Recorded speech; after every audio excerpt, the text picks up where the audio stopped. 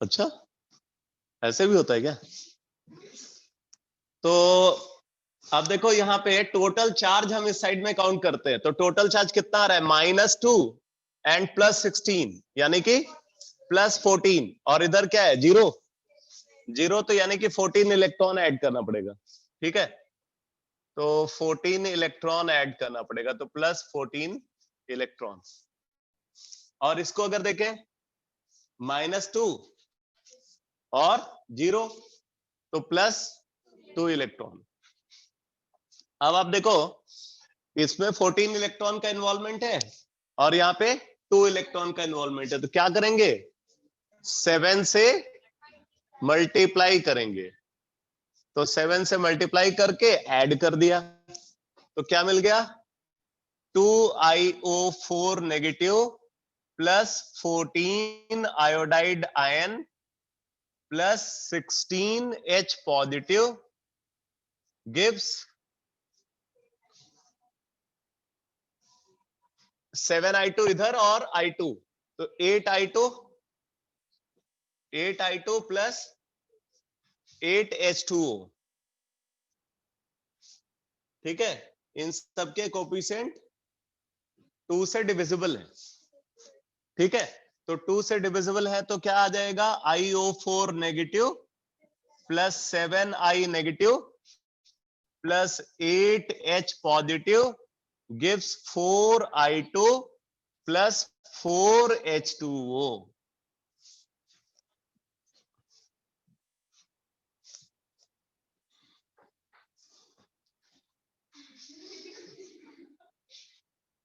कहां से प्रकट हो गया तू?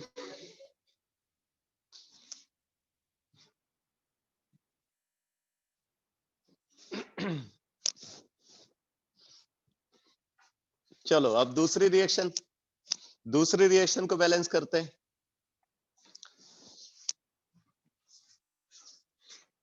हाँ बोलो, कुछ गड़बड़ है क्या?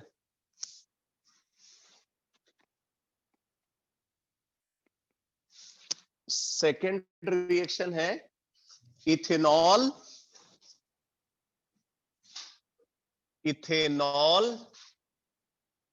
Plus iodine, ethanol plus iodine gives CH3 plus format ion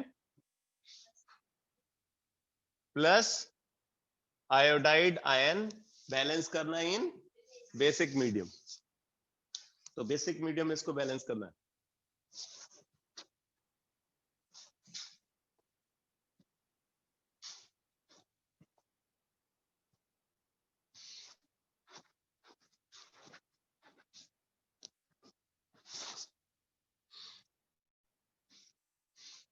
तो अब आप देखो इथेनॉल में 2 कार्बन है, उसका एक कार्बन यहां पे और एक कार्बन यहां पे। ठीक है, तो हम ये बोल सकते हैं कि इथेनॉल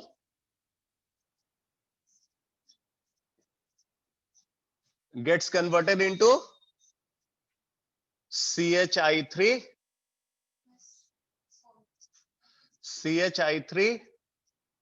प्लस फॉर्मेट आयन। ठीक है, और दूसरी हाफ रिएक्शन क्या है? I2 gives I negative. ठीक है, तो अब इसमें आप देखो कार्बन रिडॉक्स चेन में इन्वॉल्व है, कार्बन रिडॉक्स चेन में इन्वॉल्व है, और कार्बन के एटम दोनों साइड में बराबर है कि नहीं?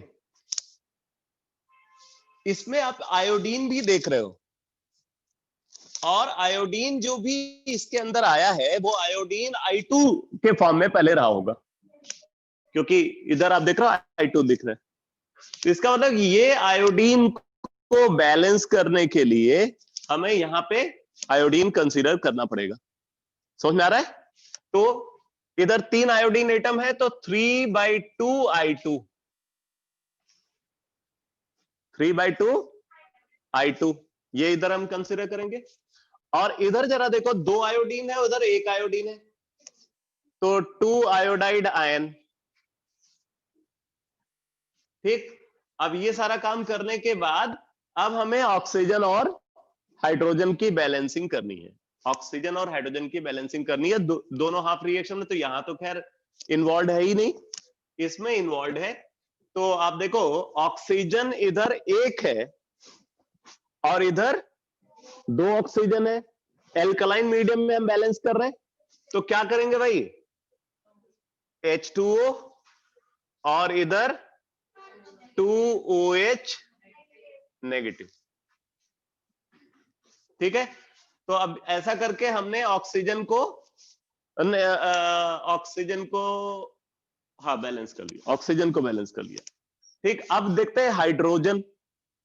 तो हाइड्रोजन इधर कितना है, 6, 3 + 2 + 1 6 + 2 8, और इस साइड में जरा देखो कितना है, 1 + 1 2 + 2 4। तो इधर 4 हाइड्रोजन ज्यादा है। तो 4 हाइड्रोजन ज्यादा है तो क्या करोगे, 4 हाइड्रोक्सिल आयन ऐड करोगे। तो 2 था और 4 और ऐड कर दिया तो कितना हो गया, 6। तो 6OH नेगेटिव और 4 वाटर मॉलिक्यूल आपने और ऐड किया तो 5H2 हो गया। ठीक है, तो अब इसमें एटॉमिक बैलेंसिंग कंप्लीट हो गई। अब इसके बाद चार्ज की बैलेंसिंग करेंगे। तो यहां पे टोटल चार्ज कितना है, -6। ठीक है, -6 है और यहां पे -1। ठीक है, -6 -1 क्या करेंगे, 5 इलेक्ट्रॉन। ठीक है, और यहां पे देखो 0 -2 क्या करेंगे, 2 इलेक्ट्रॉन। फिर क्रॉस मल्टीप्लिकेशन, इसमें मल्टीप्लाई करेंगे 2 से और इसमें मल्टीप्लाई करेंगे 5 से। ठीक है, और फिर ऐड कर दिया तो क्या मिल गया भाई, 2 ethanol, 2 ethanol plus 3I2 + 5I2 8I2 8I2 plus 12OH negative gives 2CHI3 plus 2 formate ion, 2 formate ion plus 10H2O plus 10 iodide ion plus 10H2O। सबके कोफिशिएंट 2 से डिविजिबल है। ठीक है, सारे कोफिशिएंट 2 से डिविजिबल हैं। तो फिर मैं यहां पे लिख देता हूं CH3CH2OH plus 4I2 plus 6OH negative gives CHI3 plus formate ion plus 5I negative plus 5H2O। Clear?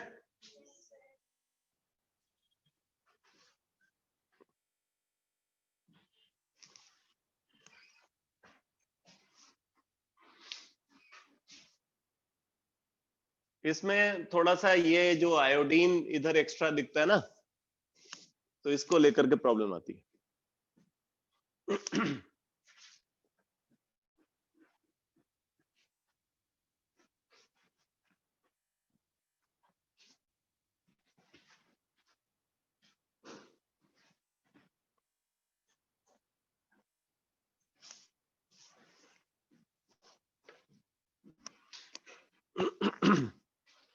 अब आप second method of balancing note कर लो, oxidation number method. Oxidation number method,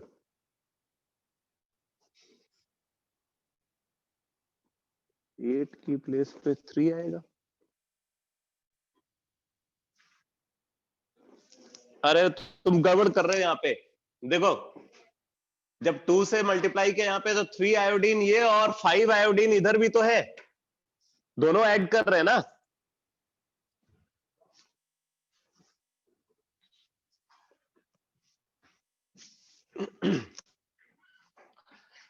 तो सेकंड मेथड अब मैं डिस्कस करने जा रहा हूं, ऑक्सीडेशन नंबर मेथड। ये आपको बिकॉज इसमें आपको स्टेप्स कम मिलेंगे।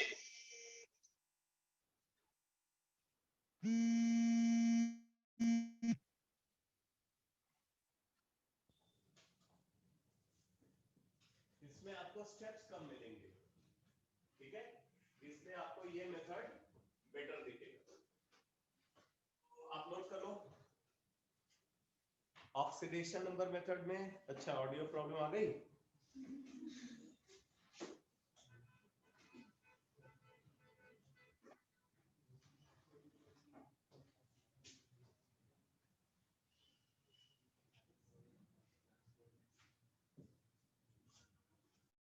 अब सही है।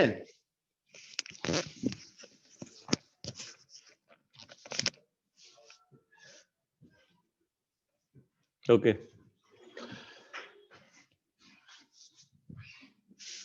तो ऑक्सीडेशन नंबर मेथड में हम क्या करते हैं, एटम की बैलेंसिंग और चार्ज की बैलेंसिंग एक साथ करते हैं, जबकि आयन इलेक्ट्रॉन मेथड में एटम की बैलेंसिंग और चार्ज की बैलेंसिंग हमने अलग अलग किया था। तो आप यहां पे नोट कर लो, in this method of balancing, in this method of balancing,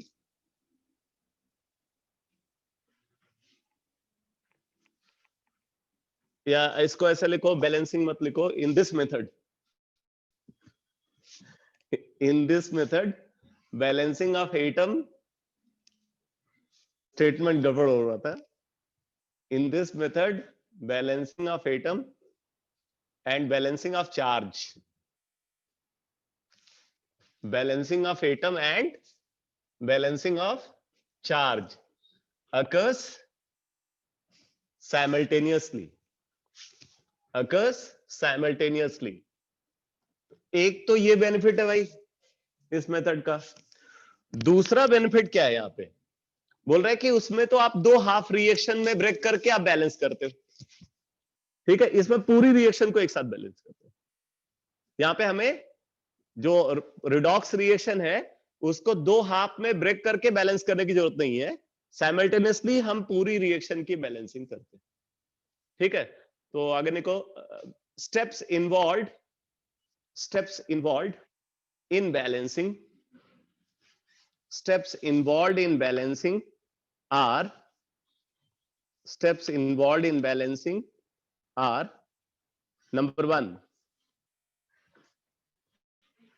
one लिखो, write down the redox reaction, write down the redox reaction in ionic form, write down the redox reaction in ionic form by removing spectator ion from both sides, by removing spectator ion from both sides,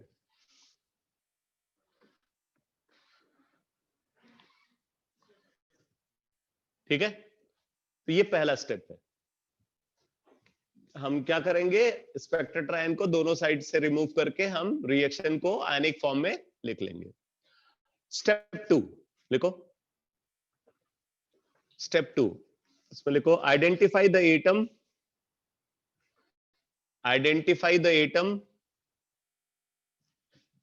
which are involved in redox change, identify the atom which are involved in redox change, ठीक है। तो अब हमें क्या करना है, अब हमें उन एटम्स को आइडेंटिफाई करना है जो रिडॉक्स चेंज में इन्वॉल्व है, और फिर उनको बैलेंस करना है। कैसे, बाय यूजिंग सिंपल मल्टीपल्स। लिख लो, and balance them, and balance them by using simple multiples, and balance them by using simple multiples। ठीक है, अब इसके बाद क्या करते हैं, अब हमें जो एटम ऑक्सीडाइज हो रहा है उसकी ऑक्सीडेशन स्टेट का टोटल चेंज निकालना है, और जो एटम रिड्यूस हो रहा है उसकी ऑक्सीडेशन स्टेट का टोटल चेंज निकालना है। मतलब जो ऑक्सीडाइज्ड स्पीसीज है उसका total change in oxidation state, और जो रिड्यूस्ड स्पीसीज है उसका total change in oxidation state को निकालना है और फिर क्रॉस मल्टीप्लाई कर देना है। ऑक्सीडाइज पार्ट का जो चेंज इन ऑक्सीडेशन स्टेट है उससे रिड्यूस पार्ट में, और रिड्यूस पार्ट का जो total change in oxidation state है उससे ऑक्सीडाइज पार्ट में मल्टीप्लाई कर देना। ये वही स्टेप है जैसे हम इलेक्ट्रॉन को इक्वल बनाने के लिए जो क्रॉस मल्टीप्लीकेशन करते हैं, वो यहाँ पे ऑक्सीडेशन स्टेट चेंज के टर्म्स में करते हैं। ठीक है, तो अगला स्टेप लिख लो, determine the total change in oxidation state, determine the total change in oxidation state, determine the total change in oxidation state of oxidized and reduced part, of oxidized and reduced part, and cross multiply by it, and cross multiply by it, and cross multiply by it। ठीक है, तो जो oxidise part का जो change है उससे reduce part में, और रिड्यूस पार्ट का जो चेंज है उससे ऑक्सीडाइज पार्ट में मल्टीप्लाई करना है। ठीक है, अगला स्टेप नोट करो, नेक्स्ट स्टेप लिखो, now the balancing of, now the balancing of oxygen and hydrogen, now the balancing of oxygen and hydrogen is done, now the balancing of oxygen and hydrogen is done in similar manner, in similar manner, in similar manner as it is observed, as it is observed in ion electron method, as it is observed in ion electron method। ठीक है, बस या वहां पे क्या है, वहां पे अलग अलग हाफ रिएक्शन में हम वो सब काम कर रहे थे, यहाँ पे पूरी रिएक्शन पे करेंगे। ठीक है, तो जैसे हमने आयन इलेक्ट्रॉन मेथड में ऑक्सीजन और हाइड्रोजन की बैलेंसिंग मीडियम के अकॉर्डिंग किया हुआ है, उसी तरीके से हम यहां भी ऑक्सीजन और हाइड्रोजन की बैलेंसिंग करेंगे। तो बस यही तरीका है। फिर उसके बाद क्या होगा कि लास्ट में फिर स्पेक्ट्रेटर आयन को ऐड करके मॉलिक्यूलर फॉर्म में रिएक्शन को कन्वर्ट कर देंगे। हाँ, सब कुछ उसके बाद सब कुछ वही है। तो एक और स्टेप लिख लो, लिखो, now add the spectator ion, now add the spectator ion in equal number, now add the spectator ion in equal number on both side, on both side to get the balanced molecular equation, to get the balanced molecular equation। अब कोई एक common example ले लेते हैं जो पहले भी balance किया था, अब इस मेथड से बैलेंस करके देख लेते हैं। ठीक है, आंसर सेम आना चाहिए। तो जैसे पहला वाला एग्जांपल ले लेते हैं, potassium permanganate plus hydrogen sulphide plus sulphuric acid gives, क्या बना था भाई, MnSO4। अरे बना था कि नहीं, MnSO4 प्लस K2SO4 था plus sulphur plus water.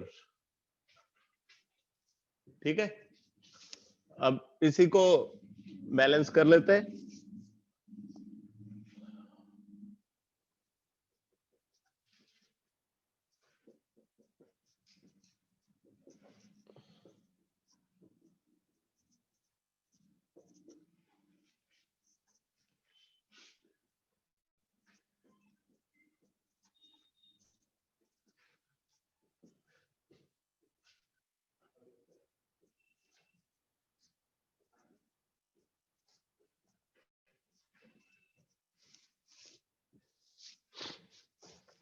Spectator ion को हटा दिया,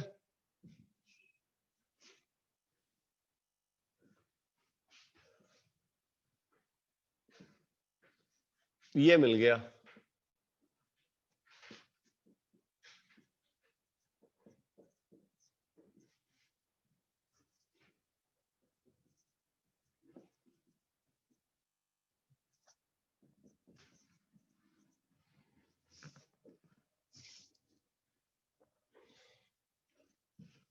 अभी हम हाइड्रोजन आयन और वाटर को भी हटा देते हैं क्योंकि ये किसी रिडॉक्स चेंज में इन्वॉल्व नहीं है, एसिडिक मीडियम में इसको बैलेंस करना है। तो पर मैग्नेट आयन में मैग्नीज की ऑक्सीडेशन स्टेट +7 और यहां पे +2, इसके अंदर सल्फर की ऑक्सीडेशन स्टेट -2, यहां पे 0। ठीक है, तो अब इसके बाद आप देखो मैग्नीज एटम दोनों साइड में बराबर है, सल्फर एटम दोनों साइड में बराबर है। मैग्नीज एटम इक्वल नंबर में, सल्फर एटम इक्वल नंबर में, दोनों साइड में प्रेजेंट है। अब हमने total change in oxidation state निकाला, तो यहां पे +7 से +2 5 यूनिट का चेंज है। चेंज इन ऑक्सीडेशन स्टेट क्या है? 5 यूनिट। और यहां पे अगर आप देखोगे चेंज इन ऑक्सीडेशन स्टेट तो 2 यूनिट।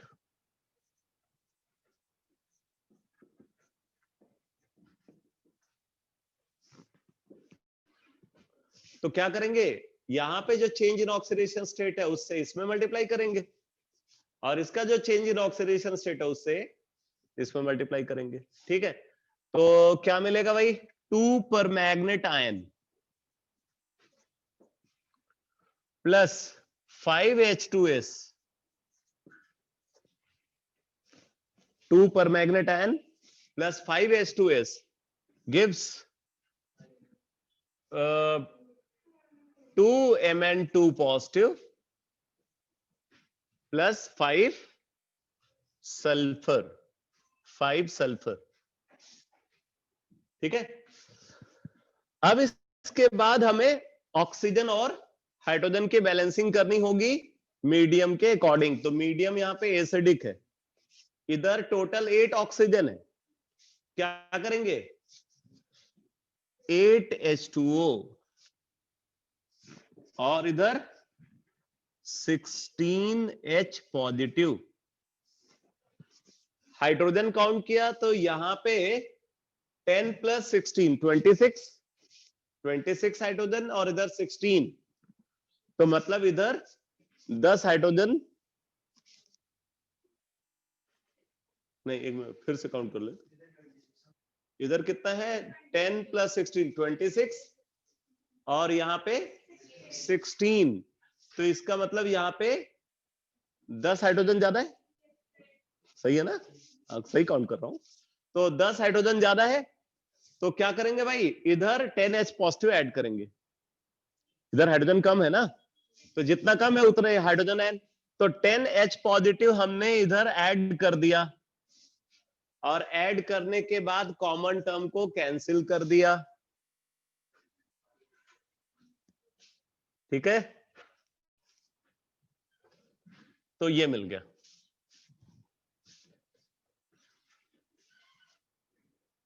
ये मिल गया, और अब हमें क्या करना है, स्पेक्टेटर आयन को ऐड कर देना है। तो 2 पोटेशियम आयन दोनों साइड में ऐड किया, और 3 सल्फेट आयन दोनों साइड में ऐड किया। मॉलिक्यूलर फॉर्म में हमें रिएक्शन मिल जाएगी 2KMnO4 + 5H2S + 3H2SO4 gives 2MnSO4 + K2SO4 + 5 sulphur + 8H2O। ये बैलेंस रिएक्शन मिल गई।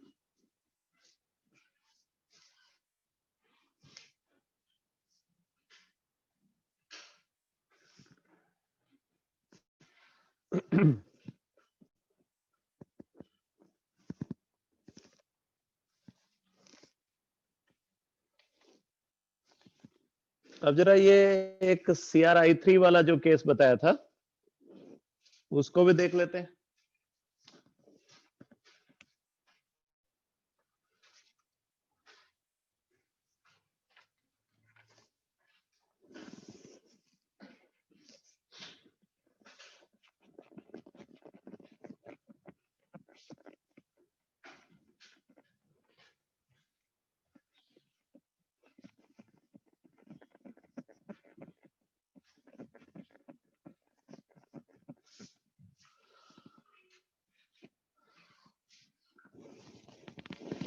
CrI3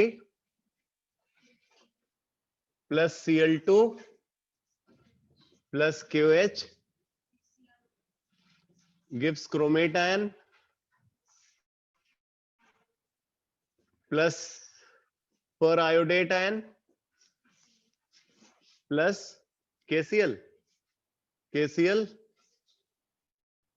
plus H2। ठीक है, अब इसको हम बैलेंस करते हैं बेसिक मीडियम में ऑक्सीडेशन नंबर मेथड के थ्रू। ठीक है, बेसिक मीडियम में ऑक्सीडेशन नंबर मेथड के थ्रू इसको बैलेंस करते हैं।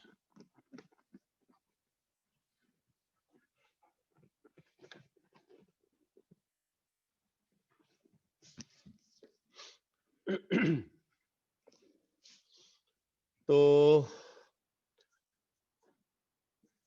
ऐसे लिख दिया जाए इसको,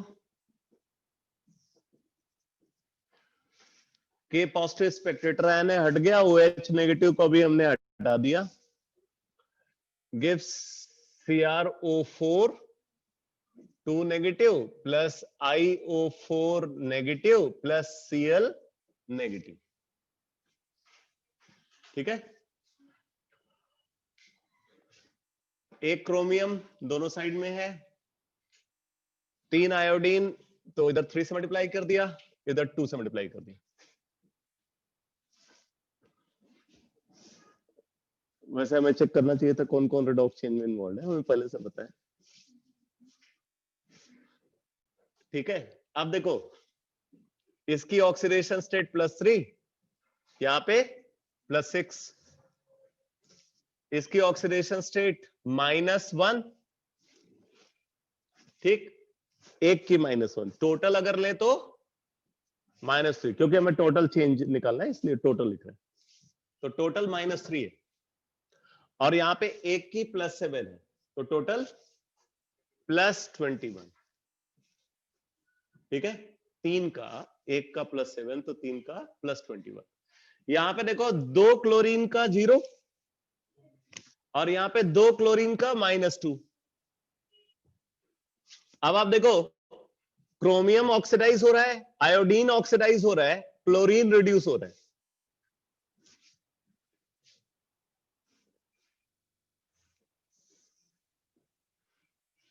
ये ऑक्सीडाइज हो रहा है, कितना चेंज इन ऑक्सीडेशन स्टेट है?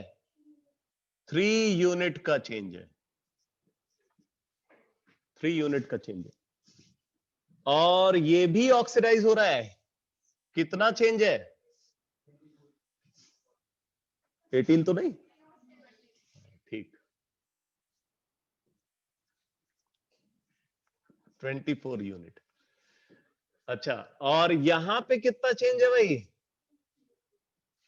2 unit.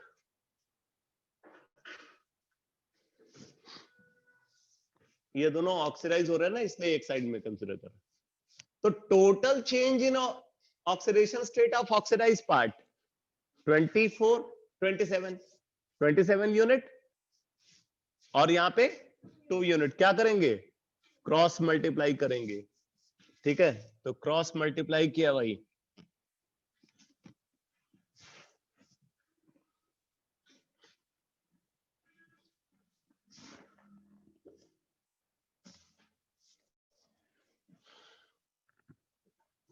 To Cr3 positive plus 6I negative, ठीक है, गिव्स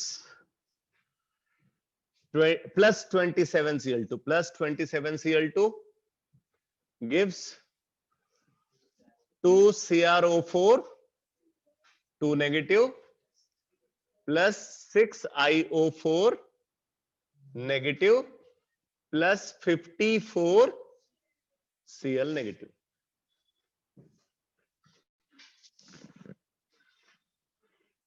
अब इसके बाद ऑक्सीजन और हाइड्रोजन की बैलेंसिंग।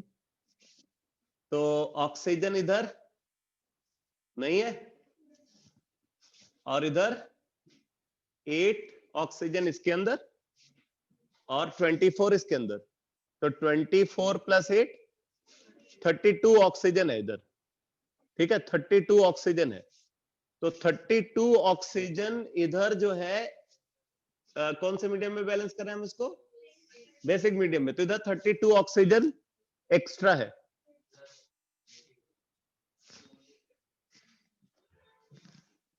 नहीं ठीक है भाई।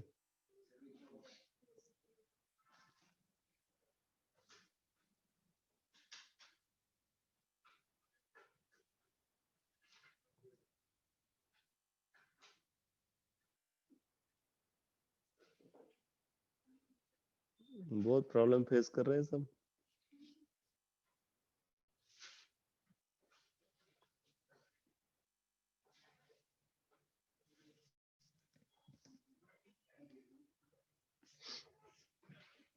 हाँ, तो इधर टोटल ऑक्सीजन कितना है? 32 ऑक्सीजन है।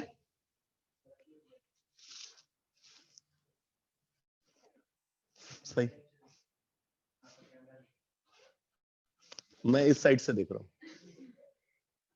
जो बाकी लोग देख रहे हैं मैं वो देख रहा हूं। तुझे यहाँ पे दिख रहा है ना बोर्ड पे? तो टोटल ऑक्सीजन कितने इधर? 32 ऑक्सीजन है, एल्कलाइन मीडियम। तो यहाँ पे 32 H2O ऐड किया, 32 H2O, और इधर क्या करेंगे? Double hydroxyl ion 64 OH negative add किया।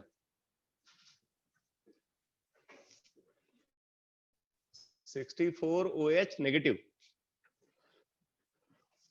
ठीक है, हाइड्रोजन बैलेंस्ड है, हाइड्रोजन ऑलरेडी बैलेंस्ड है दोनों साइड में। अब इसके बाद हमें क्या करना है भाई? इसको ये दोनों को एक साथ लिख दे और स्पेक्टेटर आयन को ऐड कर दे।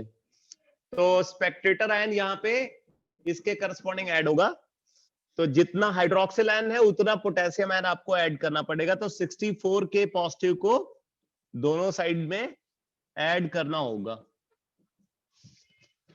तो क्या मिल गया? 2 CrI3 plus 27 Cl2 plus 64 KOH gives 2 K2 CrO4, 4 potassium ion आ गया, प्लस 6 KiO4, 54 बचा, प्लस 54 KCl प्लस 32 H2O। ठीक है, तो ये बैलेंस रिएक्शन मिली है।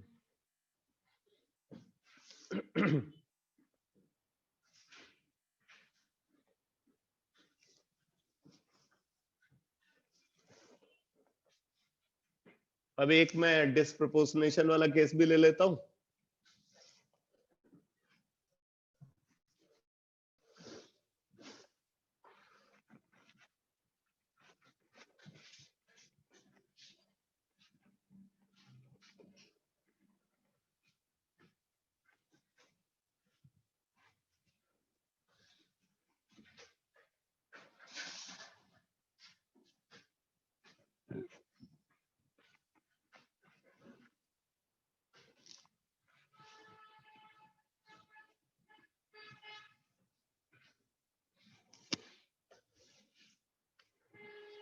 Cl2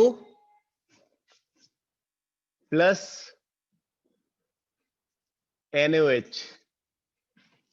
ठीक है, Cl2 प्लस NaOH। हीट करते हैं तो बनता है NaCl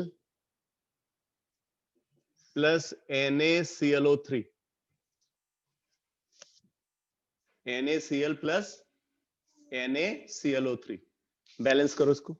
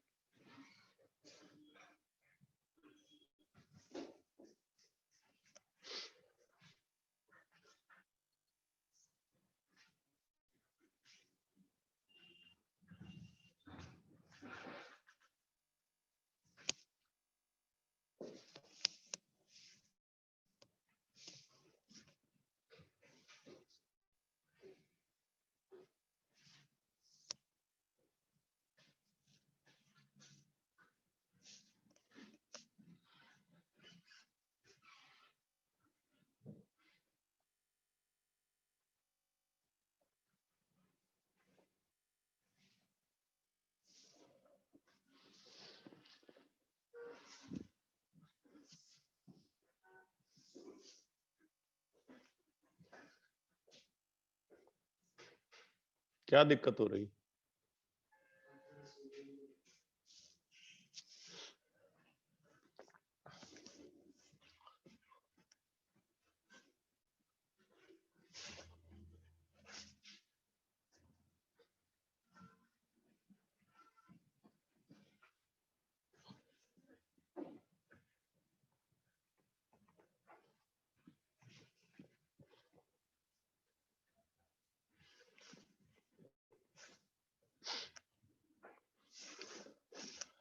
एल्कलाइन मीडियम में हमें इसको बैलेंस करना है। अभी ये हटा देते, सोडियम एंड स्पेक्ट्रेटर आयन है वो तो वैसे ही हटना है, ठीक है। दो मॉलिक्यूल हमने इसका ले लिया क्योंकि ये डिस्प्रोपोर्शनेट हो रहा है। Cl negative, ClO3 negative, clear है। इसके मैंने दो मॉलिक्यूल ले लिए हैं क्योंकि ये डिस्प्रोपोर्शनेट हो रहा है ना। अच्छा अब आप देखो रिडॉक्स चेंज में क्लोरीन इन्वॉल्व है, ये Cl2 इसमें कन्वर्ट हुआ तो यहाँ पे 2 से मल्टीप्लाई करना पड़ेगा हमें क्लोरीन को बैलेंस करने के लिए। यहाँ पे ये इसमें कन्वर्ट हो रहा है तो 2 से मल्टीप्लाई करना पड़ेगा क्लोरीन को बैलेंस करने के लिए।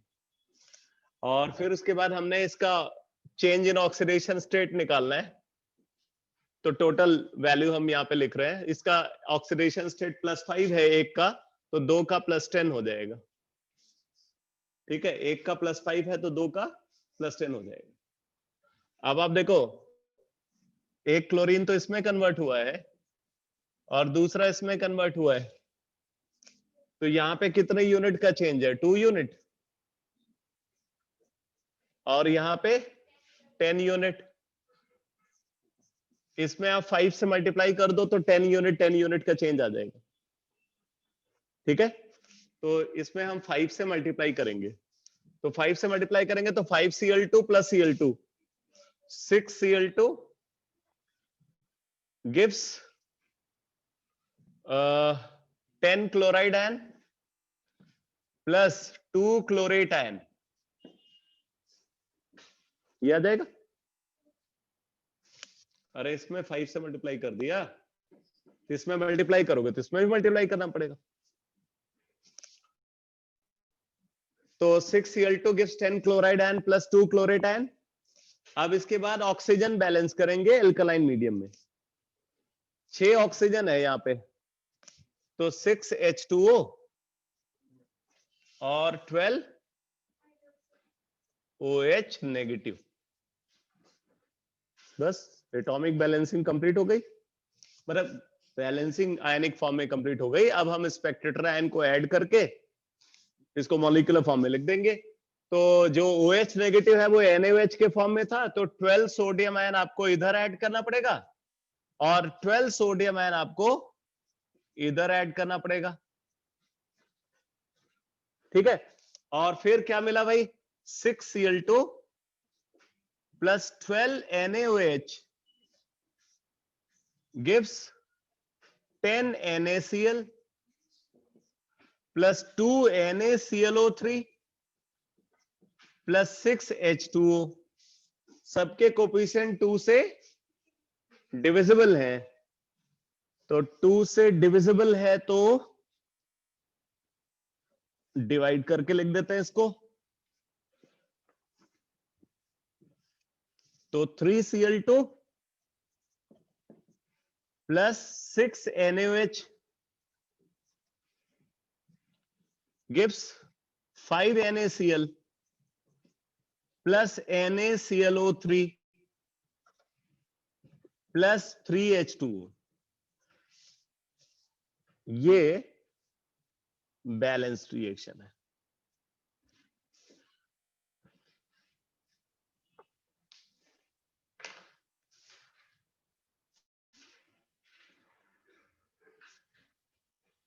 अब देखो, बैलेंसिंग, रिडॉक्स रिएक्शन की बैलेंसिंग आना इसलिए भी जरूरी है क्योंकि बैलेंस्ड रिएक्शन को क्रैम करना ना बड़ा मुश्किल होता है। ठीक है, कि एक एक कोफिशिएंट याद रखना ये बहुत टफ टास्क है। बट अगर आपको सिर्फ इतना याद रखना हो कि भाई क्लोरीन है, सोडियम हाइड्रोक्साइड से रिएक्ट करके सोडियम क्लोराइड और सोडियम क्लोरेट बना लेता है, अब ये याद रखना आपके लिए बहुत आसान है। बाकी आपको इतना कॉन्फिडेंस है कि बैलेंस करके जब लिखना होगा तो हम कर लेंगे। आई बात समझ में? तो इसका बेनिफिट आपको इनऑर्गेनिक रिएक्शंस को क्रैम करने में भी मिलेगा, क्योंकि वहां पे जब जैसे स्कूल एग्जाम में अगर कोई रिएक्शन पूछी जाती है तो रिएक्शन आपको बैलेंस फॉर्म में ही लिखनी होगी। तो अगर आपको बैलेंसिंग आती है तो फिर कोई दिक्कत ही नहीं। क्लियर है? तो इस तरीके से आप किसी भी रिडॉक्स रिएक्शन की बैलेंसिंग कर सकते हो। ठीक है, अब मैं आपको नेक्स्ट कॉन्सेप्ट बताने जा रहा हूं इस चैप्टर में। लिखो, determination of valency factor of redox species. Determination of valency factor of redox species. अब ये कॉन्सेप्ट जब आपको पता चल जाएगा तो फिर हम लोग रिडॉक्स टाइट्रेशन कैसे करते हैं, रिडॉक्स टाइट्रेशन पे बेस्ड प्रॉब्लम को कैसे सॉल्व करते हैं उसको देखेंगे इसके बाद।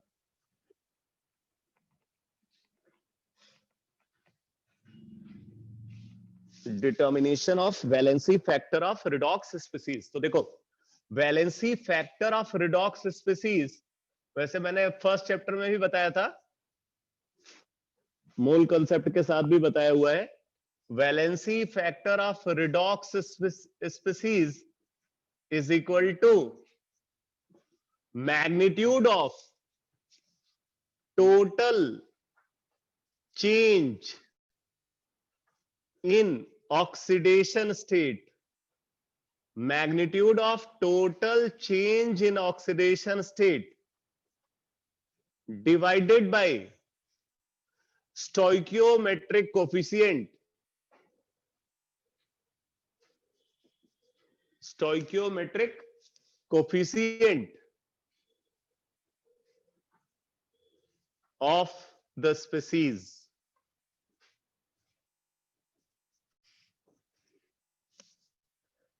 Valency factor of redox species is equal to magnitude of total change in oxidation state divided by stoichiometric coefficient of the species.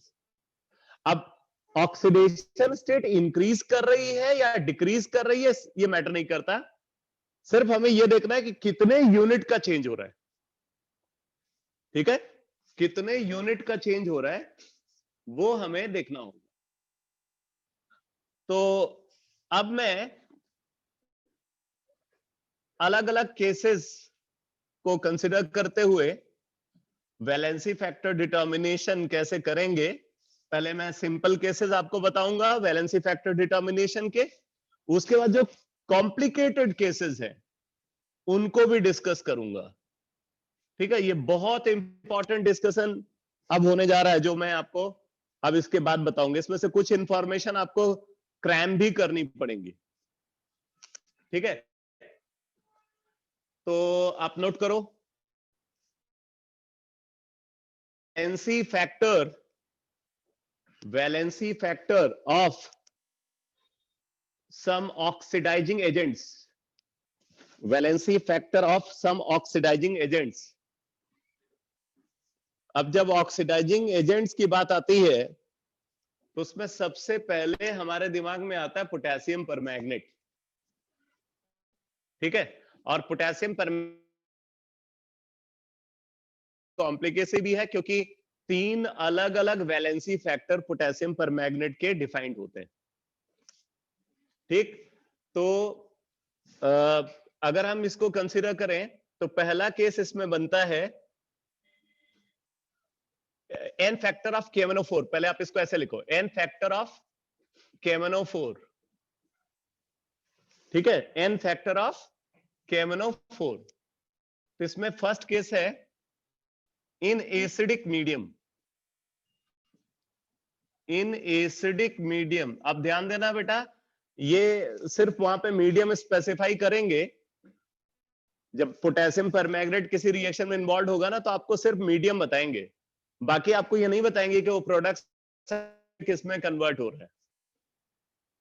ठीक है, तो आपको याद रखना होगा कि प्रोडक्ट साइड में वो किस स्पीसीज में कन्वर्ट होता है और उसका वैलेंसी फैक्टर क्या है उस मीडियम में।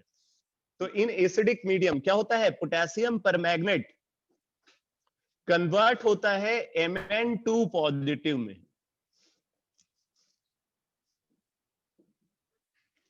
पोटेशियम परमैंगनेट किस में कन्वर्ट होता है, Mn2 पॉजिटिव में कन्वर्ट होता है। अब आप यहां पे देखो, पोटेशियम परमैंगनेट में मैग्नीज की ऑक्सीडेशन स्टेट +7 है और यहां पे मैग्नीज की ऑक्सीडेशन स्टेट +2 है। ठीक है, तो अगर हम इसका n फैक्टर कंसिडर करें तो n फैक्टर क्या हो जाएगा, 7 - 2 बाई इसका स्टोइकियोमेट्रिक कोफिशिएंट 1। 7 - 2 बाई 1 तो कितना आया, 5।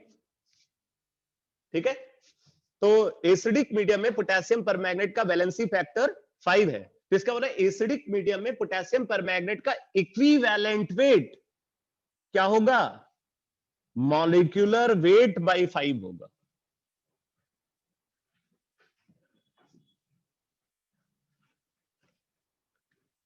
यहां पे इसका इक्विवेलेंट वेट अगर हम कंसीडर करेंगे तो ये क्या हो जाएगा, molecular weight upon 5।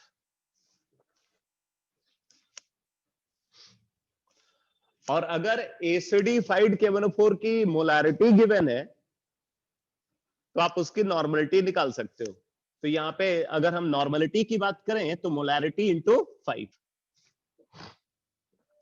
Normality of acidified KMnO4 is equal to molarity of acidified KMnO4 into 5। तो एसिडिक मीडियम में तो ये होगा। अब बताती है बेसिक मीडियम में क्या होगा। In alkaline medium,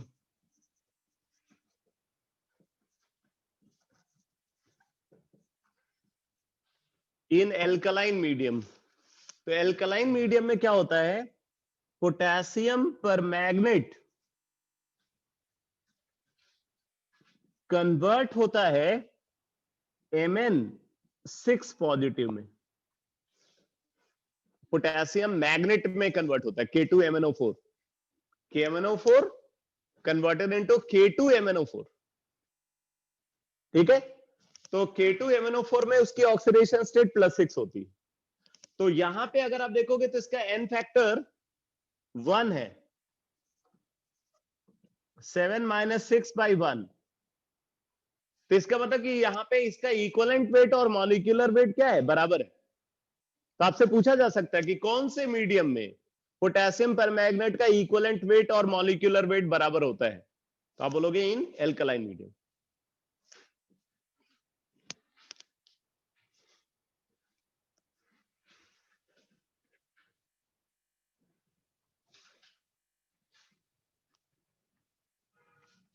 potassium permanganate जो होता है ना, ये पर्पल और पिंक कलर्ड होता है, और ये जो पोटेशियम मैग्नेट होता है ये ग्रीन कलर्ड होता है, ये ग्रीन कलर्ड होता है। ठीक है, और ये पर्पल और पिंक कलर्ड होगा। तो कलर चेंज होगा यहां पे, कैसे, पर्पल और पिंक से ग्रीन। तो अगर ऐसा कलर चेंज हुआ ना तो समझ जाओ कि एल्कलाइन मीडियम है।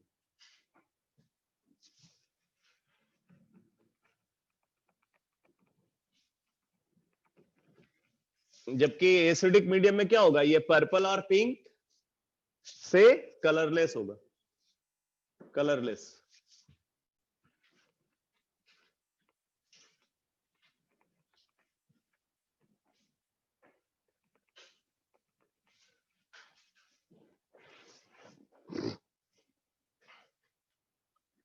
नंबर 3, अब ये जो तीसरा केस है इसमें कंफ्यूजन रहता है। इन स्लाइटली एसिडिक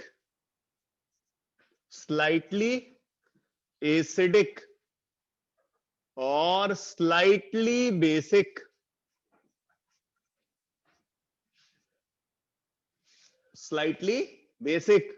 और न्यूट्रल मीडियम,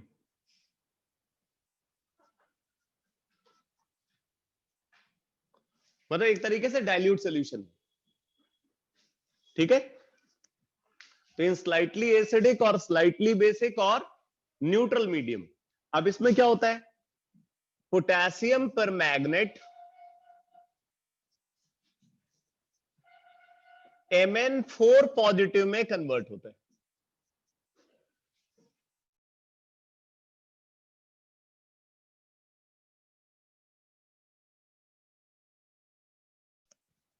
अब यहां पे अगर आप देखोगे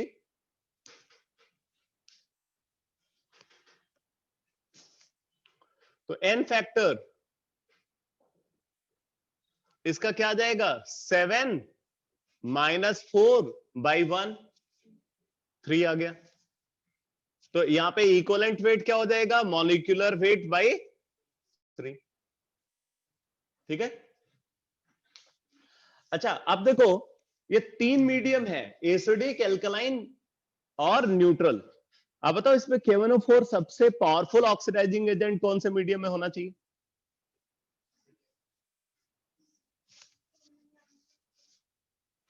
इन तीनों में कौन से मीडियम में पोटेशियम परमैंगनेट सबसे ज्यादा पावरफुल ऑक्सीडाइजिंग एजेंट होता है? एल्कलाइन मीडियम में।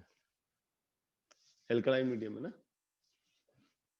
सबसे वीक ऑक्सीडाइजिंग एजेंट होता है। सबसे weak oxidising agent potassium permanganate alkaline medium में होता है, और सबसे strong oxidising agent potassium permanganate neutral medium में होता है। मतलब ज्यादा इलेक्ट्रॉन देख करके अगर डिसाइड करोगे ना, मतलब ज्यादा चेंज इन ऑक्सीडेशन स्टेट हो रहा है तो उसके बेसिस पे अगर डिसाइड करोगे वो भी गलत है। कम चेंज को देख करके डिसाइड करोगे वो भी गलत है। It is a fact. ठीक है, लिख लो। Order of oxidising behaviour, order of oxidising behaviour of potassium permanganate, order of oxidising behaviour of potassium permanganate. तो क्या है सबसे ज्यादा? Neutral KNO4। Neutral KNO4 is greater than acidified KNO4 is greater than alkaline KNO4।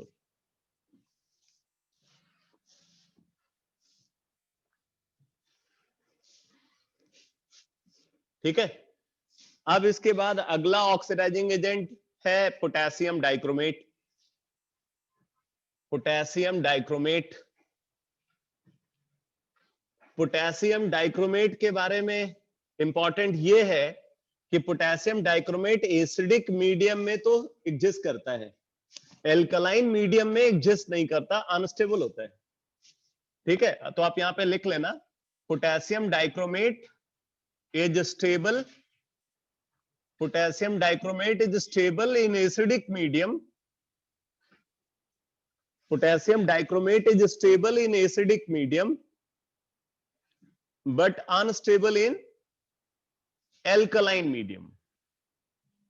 potassium dichromate is stable in acidic medium but unstable in alkaline medium। ठीक है, अच्छा potassium dichromate को अगर देखें तो पोटेशियम डाइक्रोमेट ऑरेंज कलर्ड होता है। ठीक है, तो लिख लो potassium dichromate is orange coloured compound, orange coloured compound.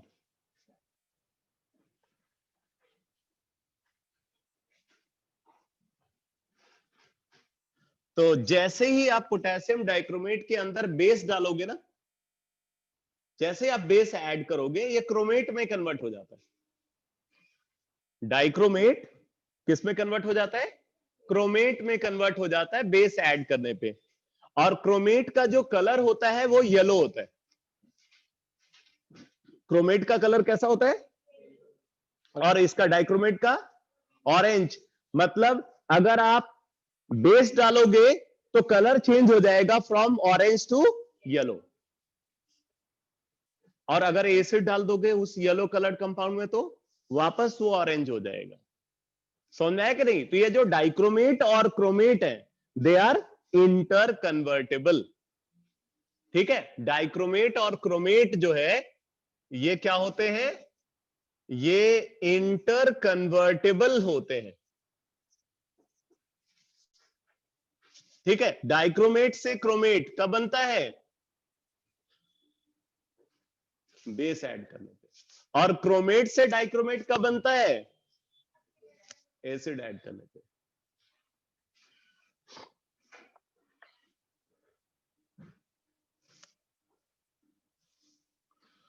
pH 4 के आसपास इनका इक्विलिब्रियम एग्जिस्ट करता है। ठीक है, pH 4 के अप्रॉक्स इनका इक्विलिब्रियम एग्जिस्ट करता है।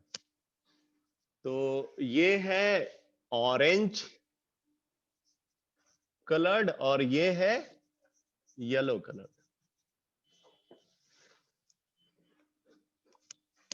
इसीलिए कभी भी आप एल्कलाइन पोटेशियम डाइक्रोमेट नहीं लिखा हुआ देखोगे, क्योंकि एल्कलाइन मीडियम में पोटेशियम डाइक्रोमेट एग्जिस्ट ही नहीं करता है। ठीक है, alkaline chromate and acidic potassium dichromate.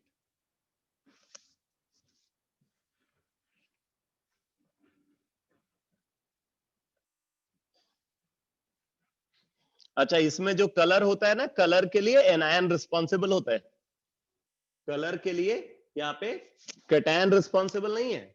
कौन रिस्पॉन्सिबल है? एनायन रिस्पॉन्सिबल है, पोटेशियम परमैंगनेट में भी और पोटेशियम डाइक्रोमेट में भी। तो अब देखो, पोटेशियम डाइक्रोमेट एसिडिफाइड फॉर्म में अगर है तो ये कन्वर्ट होता है इन क्रोमियम 3 पॉजिटिव।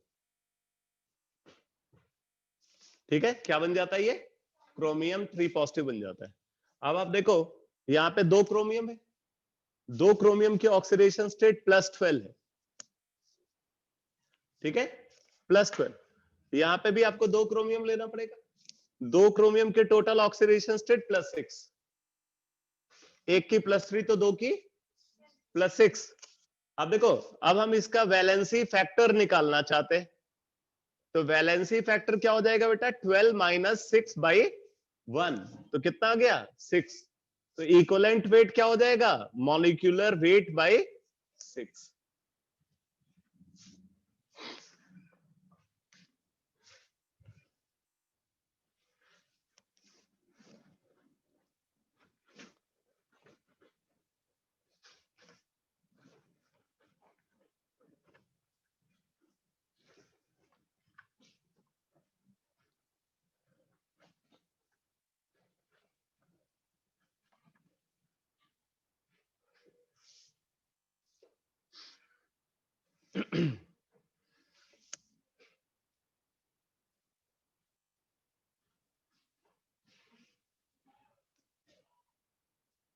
इसी तरीके से अगर हम पोटेशियम क्रोमेट को कंसीडर कर रहे हैं, ऑब्वियसली ये एल्कलाइन मीडियम में एग्जिस्ट करेगा, तो ये भी ऑक्सीडाइजिंग बिहेवियर जब दिखाता है तो क्रोमियम 3 पॉजिटिव में कन्वर्ट होता है। अच्छा, इसमें एक बात और इंपॉर्टेंट है बेटा, ये तो ऑरेंज कलर्ड है लेकिन ये ग्रीन कलर्ड होता है। क्रोमियम 3 पॉजिटिव कैसा कलर होता है इसका? ग्रीन। लिख लेना, कलर इंपॉर्टेंट है, सब लिख लेना। यही सारे क्वेश्चन जो है ना, कब ये इनऑर्गेनिक केमिस्ट्री से पूछे जाने लगता है आपको पता भी नहीं चलता। तो orange to green, potassium dichromate का अगर कलर चेंज हो रहा है इसका मतलब वो अपना ऑक्सीडाइजिंग बिहेवियर दिखा रहा है। और यहां पे कलर चेंज कैसे होगा? Yellow to green.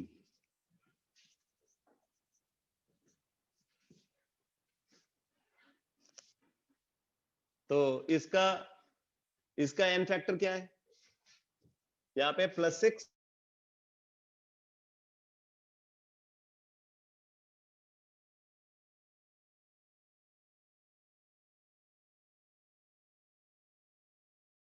Equivalent weight is equal to molecular weight by 3।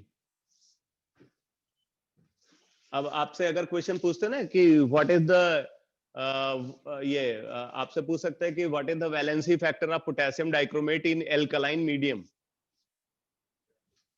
तो आप ये कमेंट थोड़ी लिखोगे कि potassium dichromate alkaline medium exist नहीं करता। अब वहां क्वेश्चन पूछा गया है ना, तो इसका मतलब आप समझ जाओ कि पोटेशियम डाइक्रोमेट क्या बन गया? पोटेशियम क्रोमेट बन गया। और पोटेशियम क्रोमेट का एन फैक्टर क्या है? 3 है। इसी तरीके से कुछ और ऑक्सीडाइजिंग एजेंट है,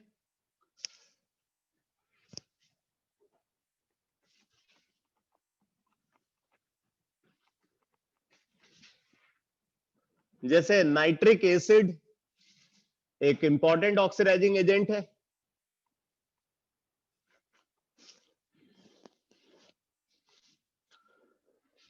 नाइट्रिक एसिड अगर ये कंसंट्रेटेड है, ये इंपॉर्टेंट है, अगर ये कंसंट्रेटेड है फिर तो ये बनता है NO2, ऑक्सीडाइजिंग बिहेवियर दिखाएगा तो क्या बन जाएगा, NO2 बन जाएगा। यहाँ पे इसकी ऑक्सीडेशन स्टेट है +5, यहाँ पे इसकी ऑक्सीडेशन स्टेट है +4, तो N फैक्टर क्या आ गया, 1। ठीक है, तो equivalent weight is equal to molecular weight. अब अगर यही HNO3 डाइल्यूट है ना, कलरलेस कंपाउंड है ये, अगर ये डाइल्यूट है HNO3 तो डाइल्यूट HNO3 ये कन्वर्ट होता है NO में। ठीक है, डाइल्यूट HNO3 किस में कन्वर्ट होता है, NO में, नाइट्रिक ऑक्साइड। अब यहां पे आप देखो +5 और इधर क्या +2, तो N फैक्टर क्या आ गया, 3 आ गया।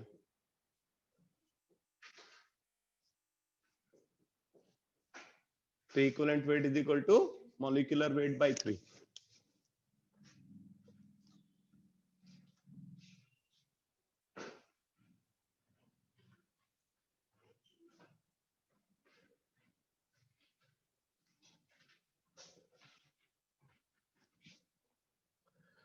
इसी तरीके से हैलेट आयन भी ऑक्सीडाइजिंग एजेंट के फॉर्म में यूज होता है, XO3 नेगेटिव, इसको बोलते हैं हैलेट आयन। यहां पे X जो है, X क्या क्या है हो सकता है भाई, फ्लोरीन नहीं हो सकता, fluorine negative, positive oxidation state acquire करेगा क्या, फ्लोरीन नहीं हो सकता। ठीक है, तो X यहां पे क्या हो सकता है, क्लोरीन और ब्रोमीन ही हो सकता है, आयोडीन के केस में अलग सिचुएशन ऑब्जर्व होती है। ठीक है, तो XO3 नेगेटिव अगर है तो ये ऑक्सीडाइजिंग बिहेवियर दिखाता, तो ये X नेगेटिव में कन्वर्ट होता है। किस में कन्वर्ट होता है, X नेगेटिव में। कौन, XO3 negative. Halate ion gets converted into halide ion, halate ion gets converted into halide ion. अब यहां पे इसकी ऑक्सीडेशन स्टेट क्या है, +5 और यहां पे -1, तो N फैक्टर क्या आ जाएगा बेटा, हाँ सही है, 5 माइनस -1 बाई 1, 6 आ जाएगा।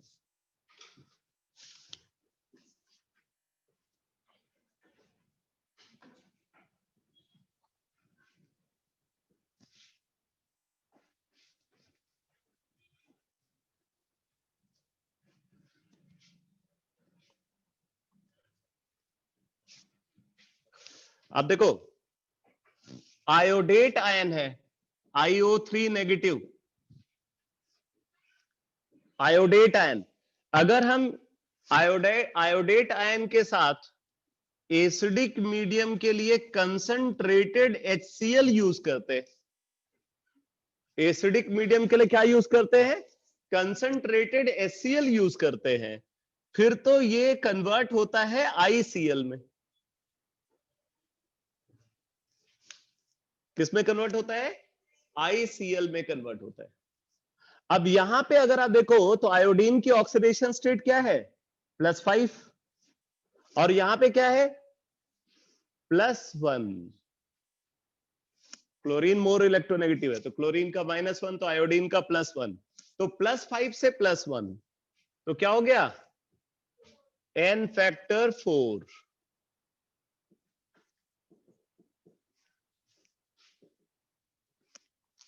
ठीक है, तो equivalent weight is equal to molecular weight by 4। वैसे यहां पे हम फॉर्मूला वेट की बात करेंगे अगर आयंस के टर्म्स में बात कर रहे हैं। IO3 नेगेटिव के साथ अगर हमने यूज किया डाइल्यूट HCl, ठीक है, IO3 नेगेटिव के साथ क्या यूज किया, डाइल्यूट HCl, एसिडिक मीडियम में ये ऑक्सीडाइजिंग बिहेवियर दिखाता है। तो अगर डाइल्यूट HCl यूज किया तो ये बनता है बेटा I2, क्या बन जाता है, I2 में कन्वर्ट होता है। अब यहां पे अगर आप देखो तो इधर 2 आयोडीन है, इधर भी 2 आयोडीन होना चाहिए, यहां पे 2 आयोडीन का टोटल +10 और यहां पे 0, तो N फैक्टर क्या आया,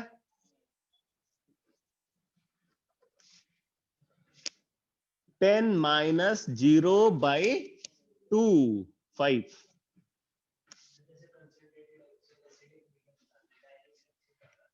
वो भी एसिडिक मीडियम, ये ज्यादा एसिडिक, ये कम एसिडिक।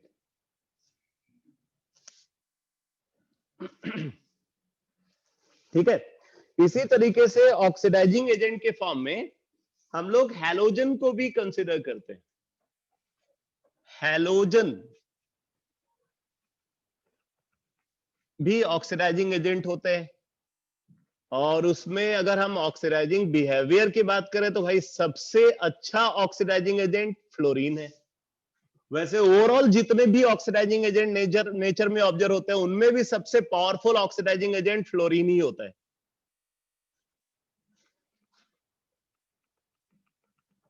जितने भी ऑक्सीडाइजिंग एजेंट नेचर में ऑब्जर्व होते हैं उनमें फ्लोरीन से पावरफुल कोई और ऑक्सीडाइजिंग एजेंट नहीं है। तो अगर हम हैलोजन की बात करें तो हैलोजन हमेशा हैलाइड आयन में कन्वर्ट होगा। ऑक्सीडाइजिंग बिहेवियर कोई भी हैलोजन दिखाएगा, चाहे फ्लोरीन है या क्लोरीन है या ब्रोमीन है या आयोडीन है, तो वो हमेशा X नेगेटिव में कन्वर्ट होगा, हैलाइड आयन में। यहाँ पे 2 हैलोजन, यहाँ पे 1 हैलोजन, तो 2X नेगेटिव। इधर इसकी ऑक्सीडेशन स्टेट 0, इधर -2, तो N फैक्टर क्या आ गया बेटा, N फैक्टर आ गया 2।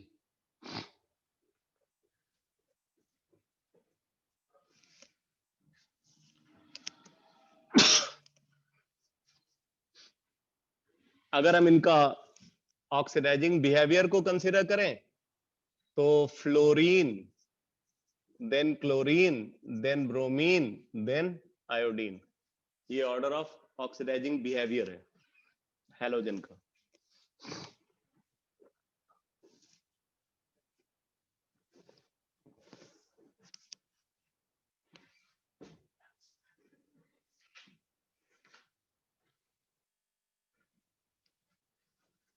तो ये तो ऑक्सीडाइजिंग एजेंट की बात हो गई। ऑक्सीडाइजिंग एजेंट को हमने कंसीडर किया वैलेंसी फैक्टर डिटर्मिनेशन के लिए, कॉमन ऑक्सीडाइजिंग एजेंट है।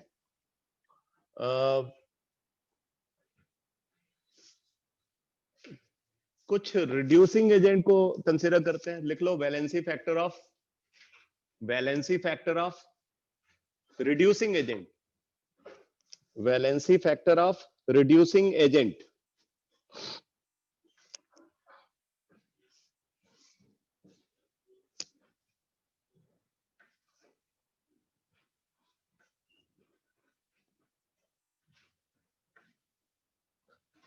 तो जो कॉमन रिड्यूसिंग एजेंट है उन्हीं को मैं कंसीडर कर रहा हूं।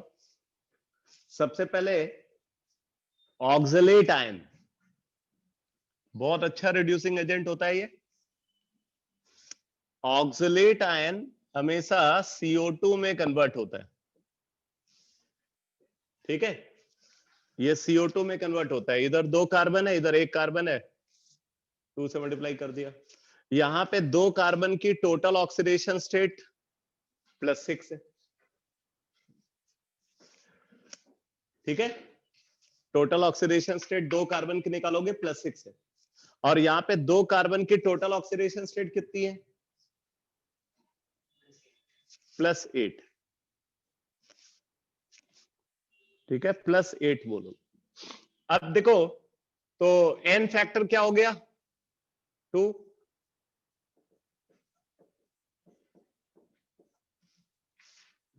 ठीक है, वैलेंसी फैक्टर 2 आ गया। इसी तरीके से आयोडाइड आयन भी बहुत अच्छा रिड्यूसिंग एजेंट होता है। और एसिडिक मीडियम में तो ये कमाल का रिड्यूसिंग एजेंट है। हाइड्रोजन आयोडाइड जो होता है ना HI, बहुत स्ट्रॉन्ग रिड्यूसिंग एजेंट होता है। ठीक है, ऑर्गेनिक केमिस्ट्री में आप देखोगे हाइड्रोजन आयोडाइड और उसके साथ रेड फास्फोरस, ये पावरफुल रिड्यूसिंग एजेंट होता है, सारे फंक्शनल ग्रुप को रिड्यूस कर देता है, सबको एल्केन बना देता है। ठीक है, तो आयोडाइड आयन अगर ये रिड्यूसिंग बिहेवियर दिखा रहा है तो किसमें कन्वर्ट होगा? I2 में। आयोडाइड आयन क्या बन जाता है? I2 बन जाता है। ठीक है, अब यहां पे अगर आप देखो तो इधर 2 आयोडीन, इधर 1 आयोडीन, क्या किया? 2 से मल्टीप्लाई किया। अब यहां पे आप देखो 2 की -2 ऑक्सीडेशन स्टेट, यहां पे 2 की 0, तो n फैक्टर आप निकालोगे तो n फैक्टर क्या आ गया? 0 minus minus 2/2 1।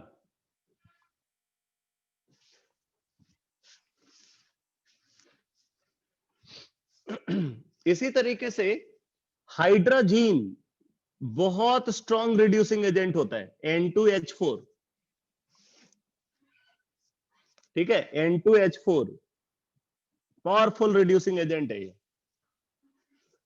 N2H4 as a reducing agent अगर यूज होता है तो ये हमेशा नाइट्रोजन में कन्वर्ट होता है। ठीक है, N2 में कन्वर्ट होता है। अब यहां पे आप देखो, यहां पे नाइट्रोजन की ऑक्सीडेशन स्टेट है बेटा -4, दो नाइट्रोजन की टोटल ऑक्सीडेशन स्टेट -4 है, और यहां पे 0 एलिमेंटल फॉर्म। ठीक है, तो n फैक्टर अगर आप निकालोगे तो इसका n फैक्टर है 0 -4/14। ठीक है, तो hydrazine as a reducing agent अगर यूज हो रहा है तो इसका वैलेंसी फैक्टर 4 होगा। ये नाम आप लिख लिया करो, क्योंकि हमेशा फॉर्मूला नहीं मिलेगा, हाइड्रोजीन भी लिखा हुआ मिल सकता है। तो इसको हाइड्रोजीन बोलते हैं, HYDRAZINE।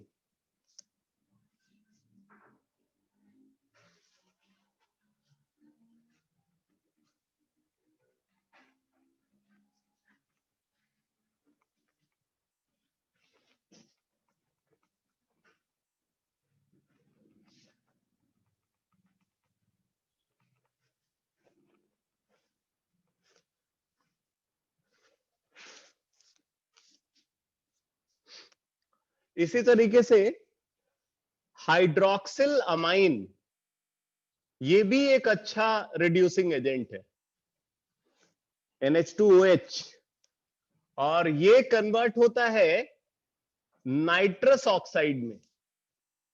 बताओ जरा इसका वैलेंसी फैक्टर क्या है?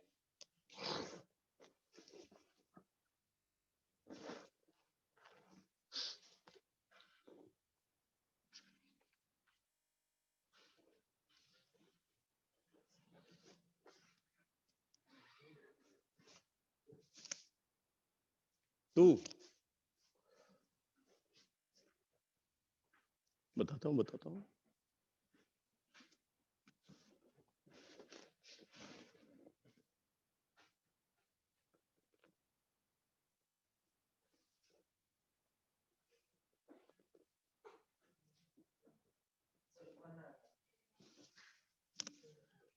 नमन सिंगला ने बोला 0।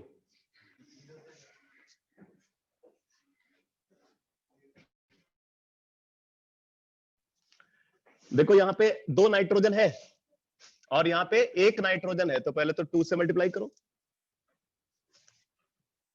अब आप देखो टोटल हाइड्रोजन कितना हो गया इधर? 6, तो +6, और 2 ऑक्सीजन, अरे 2, तो -4, +6 एंड -4 +2, तो 2 नाइट्रोजन का -2। अरे नाइट्रोजन का अच्छा क्या निकाला अरे भाई टोटल हाइड्रोजन इधर कितना है? 6 है तो +6, और 2 ऑक्सीजन है -4, तो +6 और -4। अरे गधा, नाइट्रोजन को लिया गया, विद नाइट्रोजन भी तो है 2। नेट ऑक्सीडेशन स्टेट 0 होना चाहिए ना, इट इज अ कंपाउंड। तो यहां पे -2 हो गया, और इधर क्या है?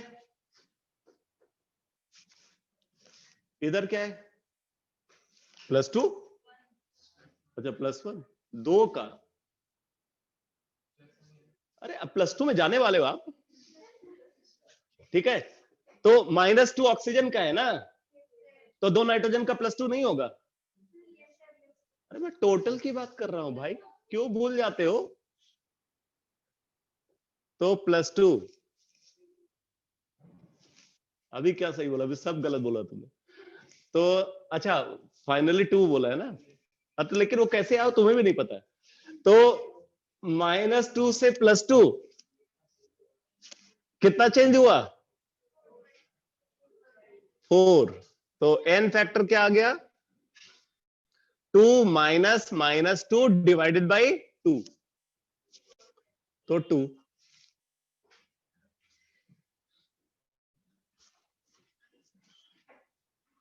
तूने पहले ही बता दिया था।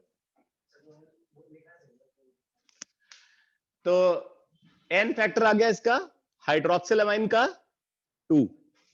तो अगर हाइड्रोक्सिल अमाइन को as a reducing agent consider किया जाए तो इसका वैलेंसी फैक्टर 2 होगा।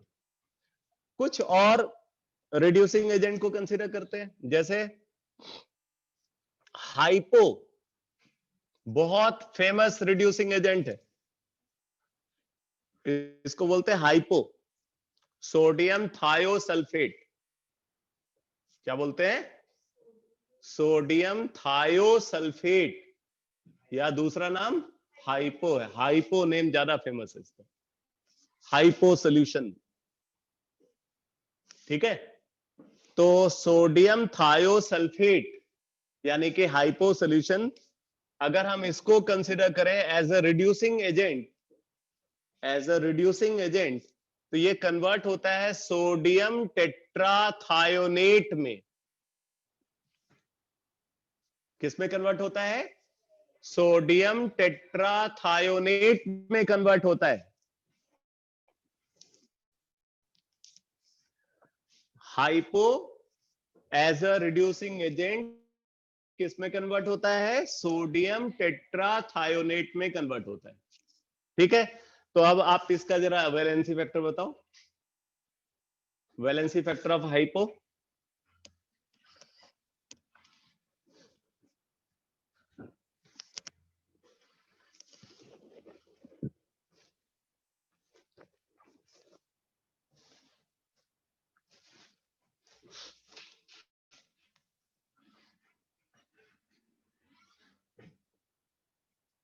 टू।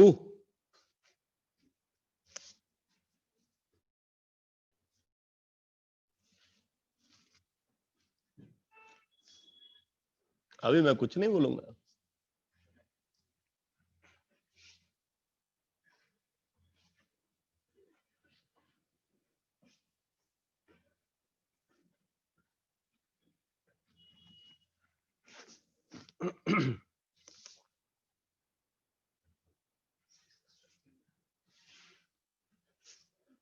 नवन ने 1 बोला भाई, 0 के बाद 1,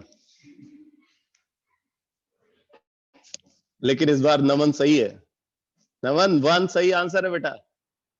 तो अब देखो, यहां पे 2 सल्फर है और यहां पे 4, क्या करोगे?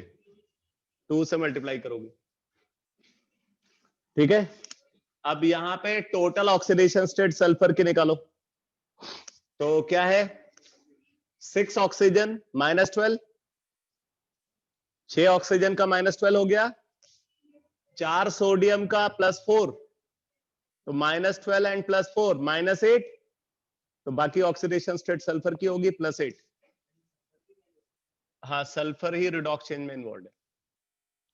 सोडियम तो कभी रिडॉक्स चेन में इन्वॉल्व होता नहीं, होता है क्या? तो +8। अब यहां पे देखो 6 ऑक्सीजन का -12 और 2 सोडियम, तो -12 एंड +2 -10, तो 4 सल्फर का +10, तो +8 से +10 कितने यूनिट का चेंज? 2 unit bye 2।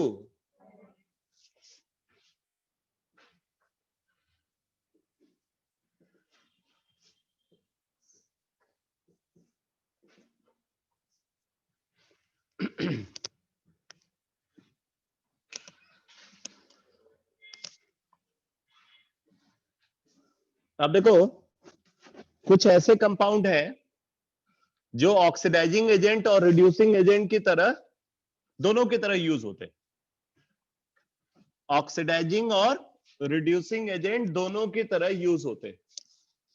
जैसे सल्फर डाइऑक्साइड, ठीक है, सल्फर डाइऑक्साइड ये ऑक्सीडाइजिंग और रिड्यूसिंग एजेंट दोनों की तरह यूज होता है।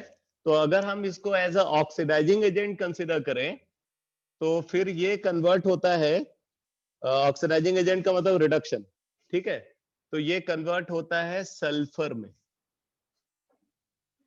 किस में कन्वर्ट होता है? सल्फर में कन्वर्ट होता है। सल्फर में सल्फाइड आयन में भी कन्वर्ट हो सकता है समटाइम्स, ठीक है, वो डिपेंड करेगा किसके साथ जो रिड्यूसिंग एजेंट है वो कितना पावरफुल है। तो SO2 जो है वो सल्फर में भी कन्वर्ट हो सकता है और सल्फाइड आयन में भी कन्वर्ट हो सकता है। तो अगर ये सल्फर में कन्वर्ट हो रहा है तो एन फैक्टर क्या है? +4 0, तो 4 यूनिट का चेंज, तो एन फैक्टर क्या हो जाएगा? 4।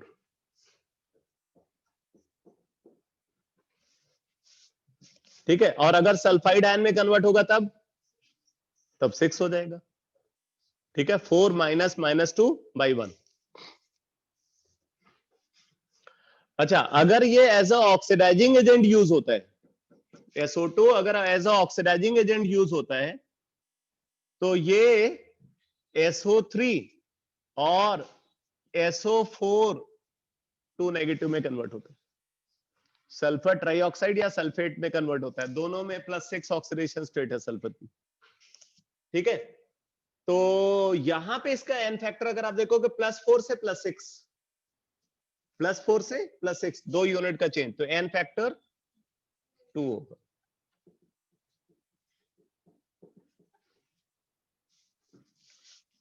ठीक है, तो सल्फर डाइऑक्साइड के बारे में आप याद रखो कि एज अ ऑक्सीडाइजिंग एजेंट, नहीं, एज अ रिड्यूसिंग एजेंट अगर हमने कंसीडर किया, ठीक है, एज रिड्यूसिंग एजेंट, तो इसका एन फैक्टर हमेशा क्या होगा? 2। और एज ऑक्सीडाइजिंग एजेंट अगर हम कंसीडर कर रहे हैं तो 4 भी हो सकता है और 6 भी हो सकता है, डिपेंड करेगा कि वो किस में कन्वर्ट हुआ है, सल्फर में कन्वर्ट हुआ है या सल्फाइड आयन में कन्वर्ट हुआ। ठीक है, इसी तरीके से अगर हम कंसीडर करते हैं हाइड्रोजन परऑक्साइड को, हाइड्रोजन परऑक्साइड ये भी ऑक्सीडाइजिंग और रिड्यूसिंग एजेंट दोनों की तरह बिहेव करता है। हाइड्रोजन परऑक्साइड ऑक्सीडाइजिंग और रिड्यूसिंग एजेंट दोनों की तरह बिहेव करता है। तो जब ये रिड्यूसिंग एजेंट की तरह बिहेव करता है तो ये हमेशा O2 में कन्वर्ट होता है।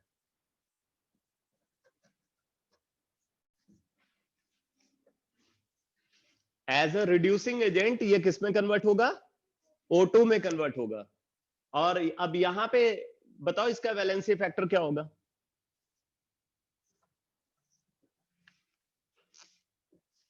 वैलेंसी फैक्टर क्या होगा? हाँ, 2 होगा। -2 यहाँ पे 2 ऑक्सीजन का है और यहाँ पे 0, ठीक है, तो 2 यूनिट, तो 0 माइनस -2/1 2। और अगर ये ऑक्सीडाइजिंग एजेंट की तरह बिहेव करता है तो ये H2O में कन्वर्ट होता है।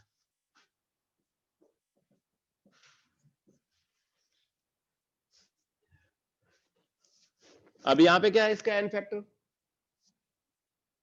तो इसमें भी 2 है, क्योंकि इधर देखो 2 ऑक्सीजन का -2 और यहां भी 2 ऑक्सीजन चाहिए, तो 1 ऑक्सीजन का -2 तो 2 का -4, तो -2 से -4, -2 से -4।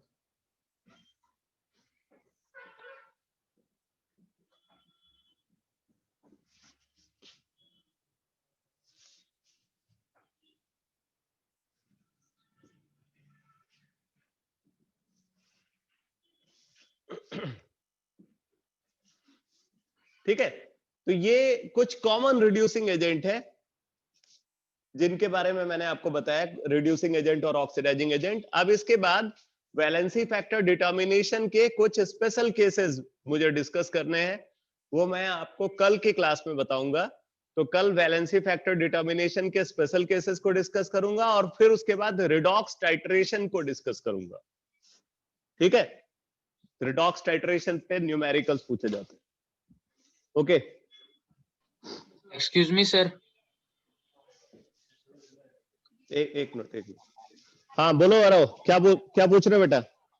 सर मुझे ना एटॉमिक स्ट्रक्चर जो चैप्टर है सर, उसको रिवीजन में ना प्रॉब्लम हो रही है, तो सर आप वो रिवीजन रिवाइज में करवा दोगे एक बार?